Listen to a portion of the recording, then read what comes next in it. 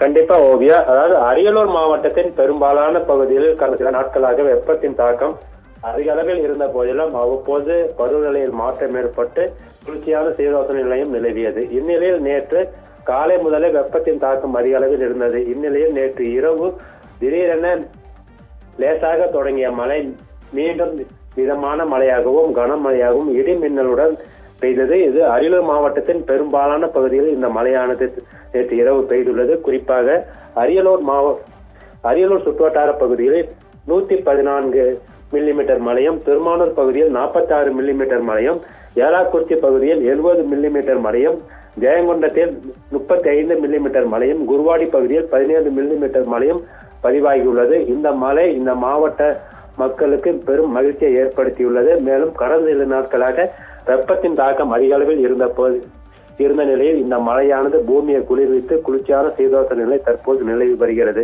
மேலும் குறுவை சாகுபடி செய்துள்ள விவசாயிகளுக்கும் கோடை சாகுபடியை மேற்கொண்டுள்ள விவசாயிகளுக்கும் இந்த மழையானது பெரிதும் பயனுள்ளதாக இருக்கும் என இந்த விவசாயிகள் மகிழ்ச்சி தெரிவித்துள்ளனர். மேலும் இன்னும் மிதமான மழை பெய்யக்கூடும் என்பதால் பொதுமக்கள் மிகுந்த மகிழ்ச்சியில் உள்ளனர்.